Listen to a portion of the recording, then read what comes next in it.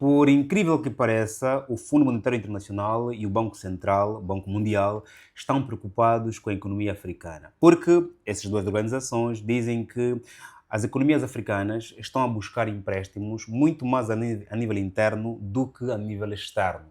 E isso é perigoso para a África, isso é perigoso para a economia africana.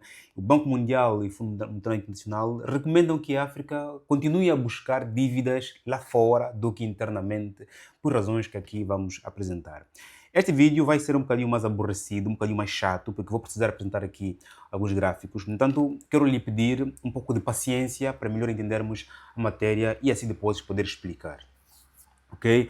O relatório apresentado pelo diretor do Fundo Monetário Internacional para a África, o senhor Abebe Aenro Salassie, diz que os países africanos estão a recorrer cada vez mais à dívida interna, o que pode levar a grandes riscos para a economia africana, porque estamos a olhar para países, né? Aqui o relatório fala sobre a África subsaariana, ou seja, a África do Sul, ou seja, toda a África, com exceção da África branca. Né? Estamos aqui a olhar para a linha do Sahel para baixo.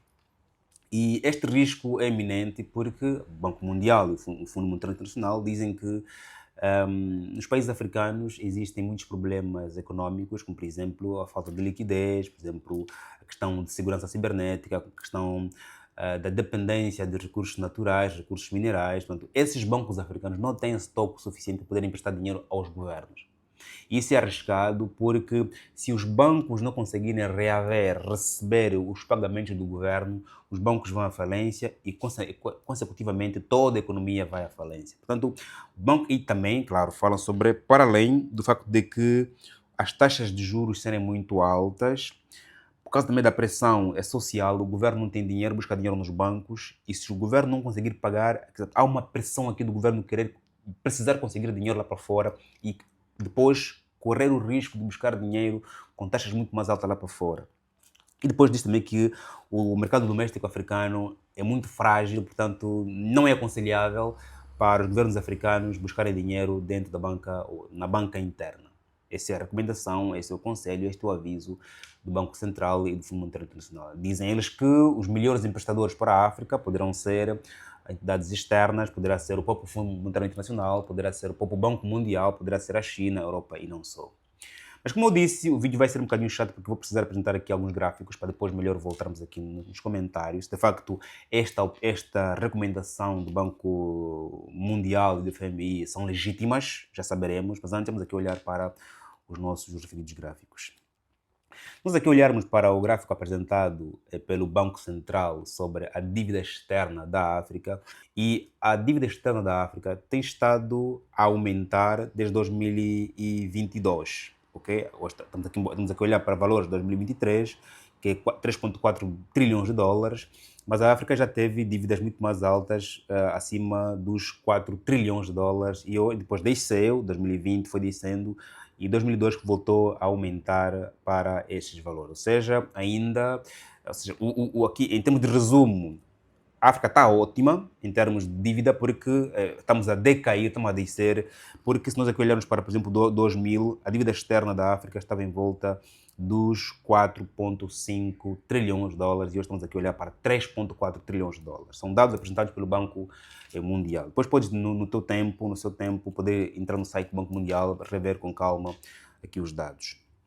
Depois voltamos aqui para o gráfico da dívida interna, ou seja, o dinheiro dos bancos econômicos, dos bancos domésticos a emprestarem para as empresas domésticas, ou seja, bancos privados a emprestarem para as empresas privadas, a emprestarem para os africanos, as famílias. Estamos aqui a olhar para um gráfico que também vem estado a descer, e isso é preocupante. Okay? Vamos aqui olhar para o gráfico de cima, okay? Hoje, 2025, vamos aqui olhar para os dados de 2020, vamos aqui arrastar para 2025, porque também o Banco Central não conseguiu atualizar aqui os dados, e para 2023 estamos aqui a olhar para 40 bilhões de dólares que os africanos receberam entre um circuito interno, ok? Bancos domésticos, bancos privados, a emprestarem para as empresas privadas, a emprestarem para as famílias africanas. 40 trilhões por ano a nível da África subsaariana, ok? É pouco dinheiro, primeiro porque O gráfico está a descer, ok? Nesses casos, dívida interna, é importante que o gráfico suba, porque quanto mais dinheiro os bancos emprestam às famílias, é um sinal de que a economia está boa. Porque os bancos emprestam às famílias, para as famílias fazerem o quê? Comprarem carro, construírem casas, abrirem empresas, depois as famílias devolvem. Quando nós vemos o gráfico a cair, é um sinal de que ou os bancos emprestam dinheiro às famílias, empresas, e depois as famílias, empresas vão à falência, não conseguem devolver. Okay? A razão pela qual este gráfico aqui é triste. Okay? O gráfico sobre o empréstimo doméstico a nível da África, que está a descer, quer dizer, agora está a subir, mas muito abaixo dos picos em que estava, por exemplo, em 2009, quando estava em volta dos 50 bilhões de dólares. Ponto. Portanto, este gráfico do empréstimo interno é negativo. E se você é economista, põe aqui a tua opinião em volta deste gráfico aqui. Qual é a leitura que você faz? Boas. Voltamos aqui para o gráfico sobre o produto interno bruto da África subsaariana. Temos que olhar para mais de 49 países, okay, que está em volta, hoje, 2024, 1,8 trilhões de dólares. Okay? Este dinheiro é pouco. Estamos aqui a olhar para mais de 49 países que a produzir em termos de riqueza nacional, produção e consumo, em volta dos 1,86 trilhões de dólares para toda a África subsaariana. Ou seja, estamos a produzir, estamos a consumir pouco nós em África. Por que digo pouco? Quando nós aqui olharmos para o gráfico da dívida, está em volta dos 3 trilhões. Portanto, você produz deixa eu voltar aqui, onde está o gráfico do PIB, do GDP. Você produz 1 trilhão durante um ano, mas você tem uma dívida em volta dos 3 trilhões. Portanto, tudo que eu produzo, se eu pagar a dívida, ainda continua a dever. Portanto, não estamos mal a nível de empréstimos e a nível de produção. Ponto. Para aqui apresentados os gráficos, assumindo que, apesar da recomendação do Banco Central e do FMI, a África está mal a nível de empréstimos internos, a nível de empréstimo lá para fora, a nível de produção, okay? Tem um empréstimo externo muito grande e mesmo assim o Banco Mundial recomenda que se faça mais dívidas para fora do que para dentro. É legítimo ou não é? O FMI está certo ou não está? O Banco Central, o Banco Mundial está certo ou não está? Quando resumimos que a saúde da economia africana é debilitada, okay? Porque temos uma dívida em volta dos 3 trilhões, uma produção em volta de 1 trilhão, mas essa recomendação do FMI, se é bom, é ótima, é para acatarmos ou não?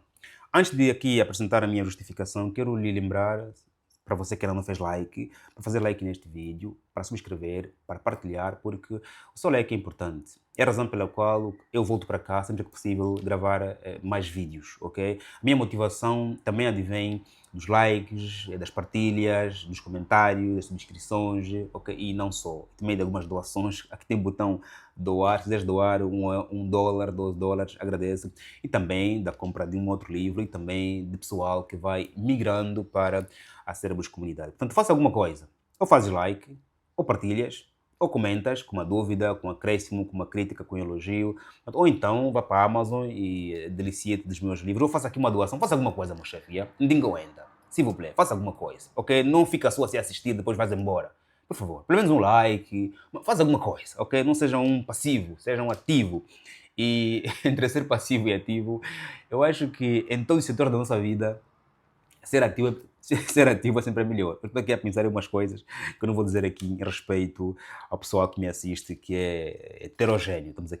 Estou aqui a falar para doutores, licenciados, técnicos médios, pessoas sem formação, mais velhos, crianças não digo, jovens. Portanto, aqui o público é heterogéneo e é de grande respeito. Empresários, milionários, bilionários, pobres, estamos todos aqui. Portanto, exige de mim um certo respeito a quem me está a assistir. Ponto. Família, eu sou sincero comigo mesmo. Eu concordo com o FMI e concordo também com o Banco Central, Banco Mundial, em nos recomendar fazermos mais dívidas para fora do que internamente.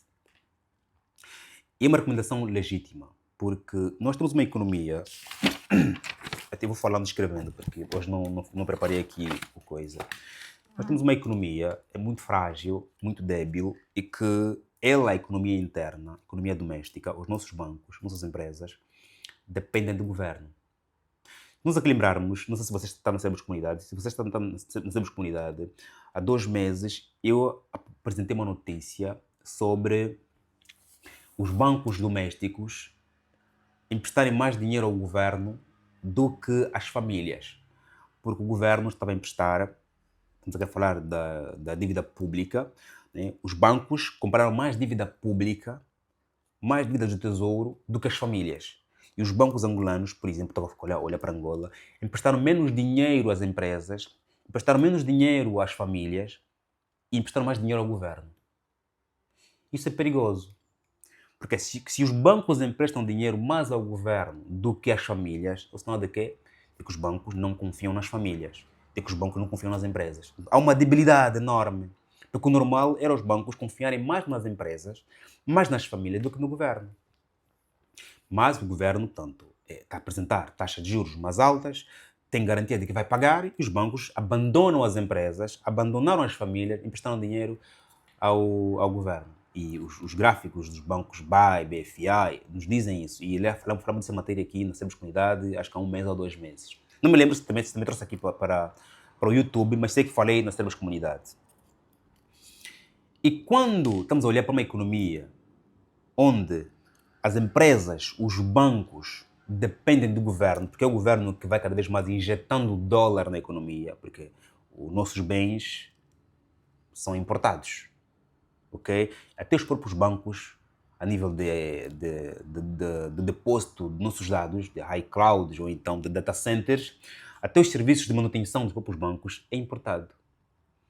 Portanto, estamos a olhar para uma economia doméstica que depende de importações, que depende do Estado poder injetar dinheiro, e esse Estado que nós confiamos também busca dinheiro dos bancos, esses bancos que confiam no Estado.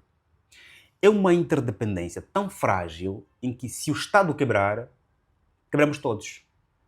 Em que se os bancos quebrarem, o Estado não consegue pagar a tempo. Ontem ou antes de ontem falamos aqui sobre o problema dos hospitais que estão sem medicamentos porque quem fornece medicamentos às empresas, ao governo, são as empresas privadas, que não estão a darem os medicamentos, não porque não têm medicamentos, mas porque estão à espera de pagamentos. As chamadas ordem de saque. Eu tenho dinheiro, tenho medicamento, não estou a entregar ao Estado porque esse não me está a pagar.